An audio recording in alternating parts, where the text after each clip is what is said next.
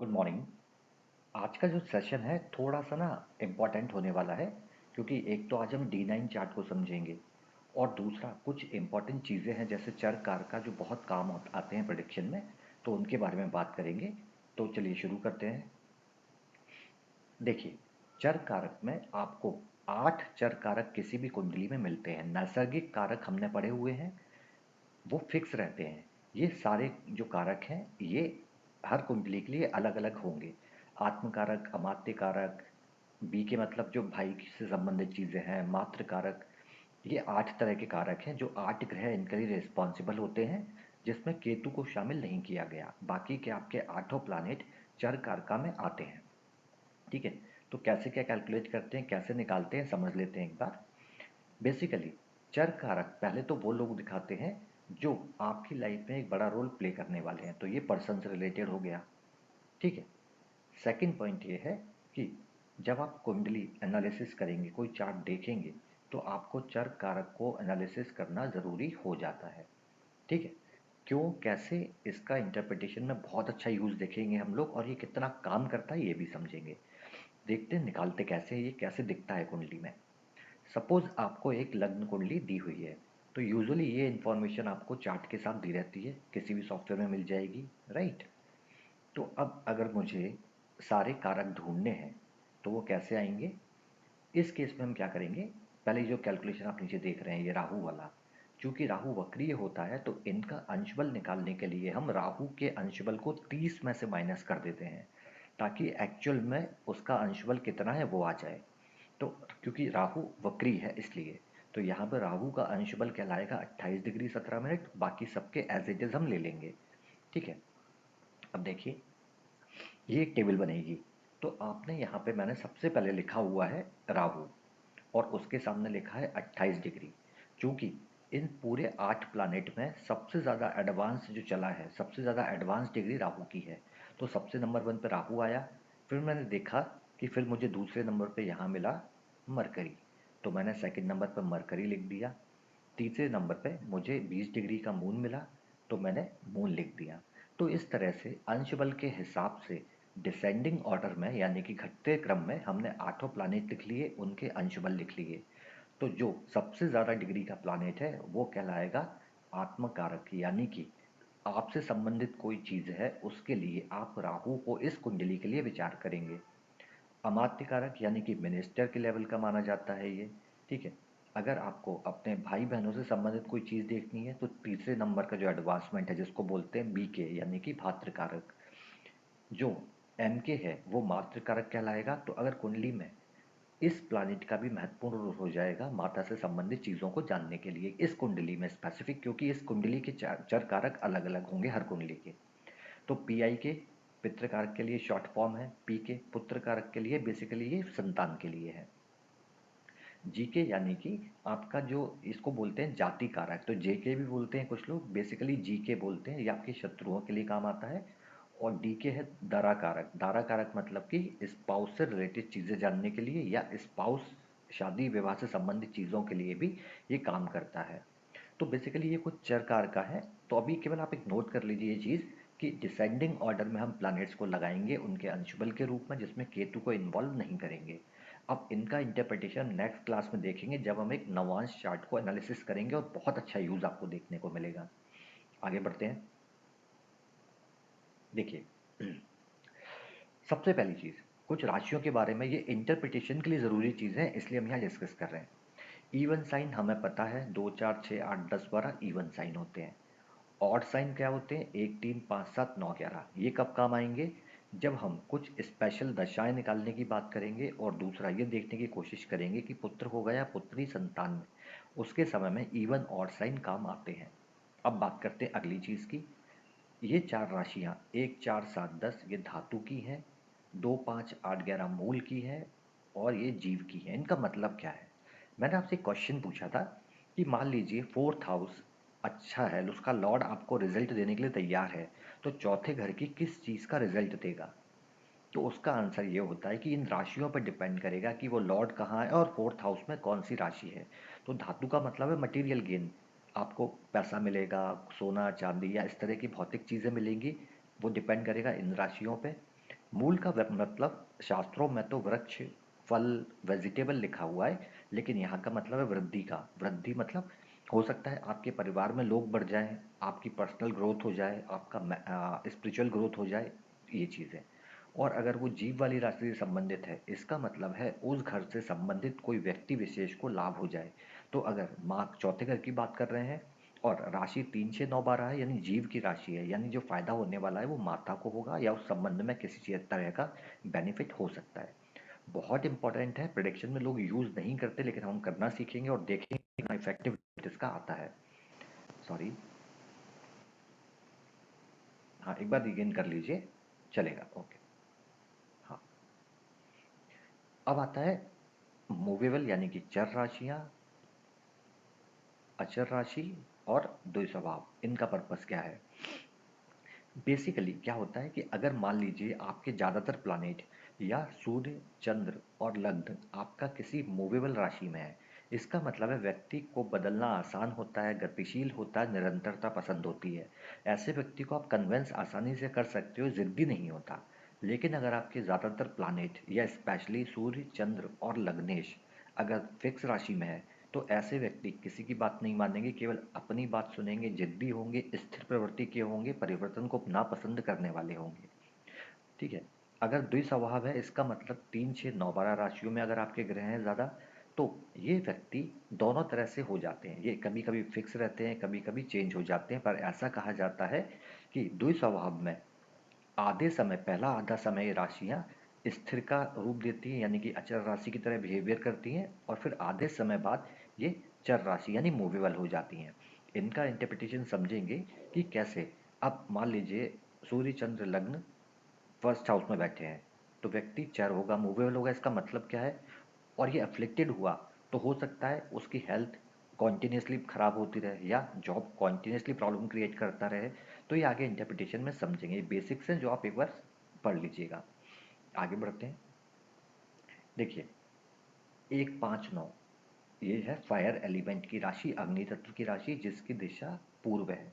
अब दिशाएं क्यों पढ़ना है, कई बार आपसे लोग पूछते हैं कि किस दिशा में बैठ के ऑफिस में काम करना चाहिए, किस दिशा में घर पे बैठ के काम करना चाहिए, या किस दिशा में डायरेक्शन में जाना चाहिए। उससे संबंधित है, लेकिन इंटरप्रिटेशन कैसे होगा ये आगे देखेंगे।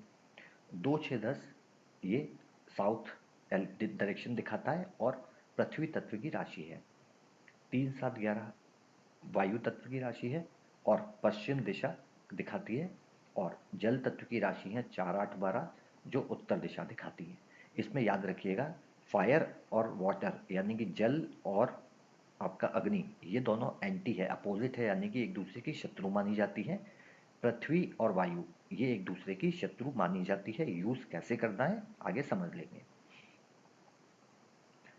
ये बहुत इंपॉर्टेंट चीज़ है और एग्जाम्पल में हम देखेंगे कि इसका सही यूज कैसे किया जाता है। देखिए, 4 5 7 8 11 ये जो राशियां हैं, ये कहलाती हैं शीर्षोदय राशियां। 1 2 4 9 10 ये कहलाती हैं पृष्ठोदय, और ये तीन उभयोदय। अब इसका मतलब क्या है, अगर कोई ग्रह शीर्षोदय राशि में है, शीर्षोदय का मतलब होता है सिर से उदय होने वाली।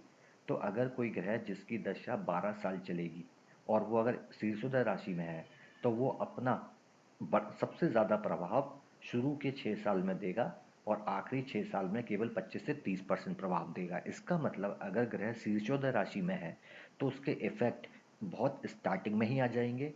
अगर ग्रह पृष्ठोदय राशि में है तो उसका प्रभाव जो आएंगे वो आखिरी समय में आएंगे।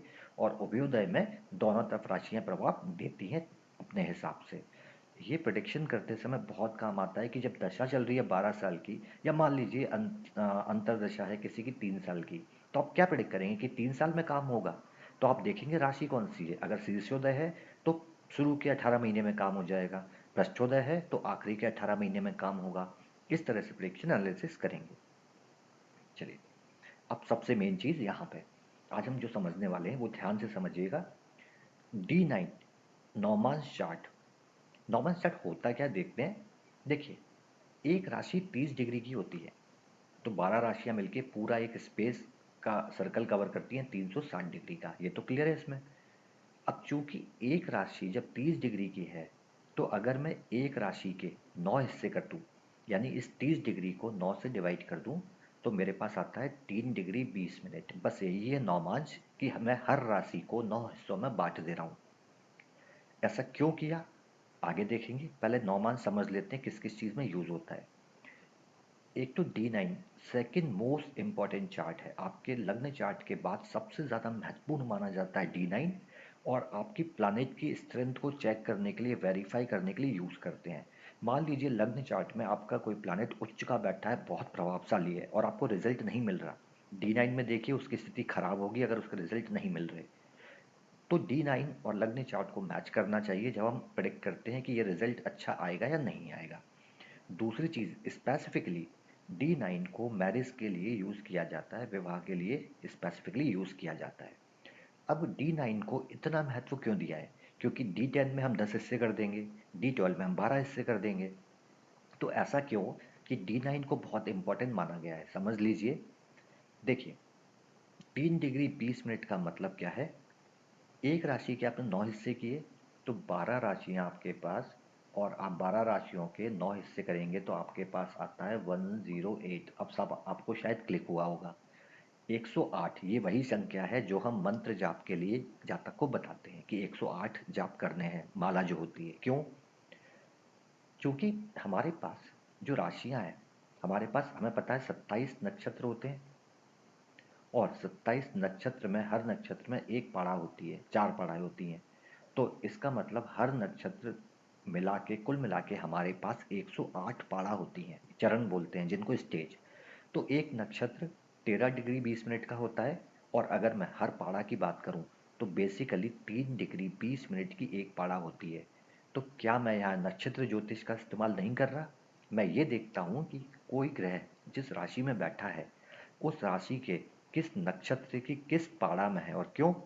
क्योंकि उस पाड़ा का एक लॉर्ड होता है, एक प्लैनेट होता है। तो बेसिकली D9 कुल मिला के नक्षत्र ज्योतिष का एक अद्भुत रूप है जो हम आगे बहुत डिटेल में समझेंगे और बहुत अच्छी तरह से काम करता है। अब बनाते कैसे और इसको आगे कैसे एनालाइज करेंगे देखेंगे। यहाँ तक तो हमें समझ में आ गया, 3 डिग्री 20 मिनट का हमने ग्रह निकाला। फॉर एग्जाम्पल आपके सामने कुंडली खुलती है जहाँ आपको सूर्य दिखता है, मेष राशि में है, मंगल वृषभ राशि में। दो ही एग्जाम्पल हम ले रहे हैं यहाँ पे।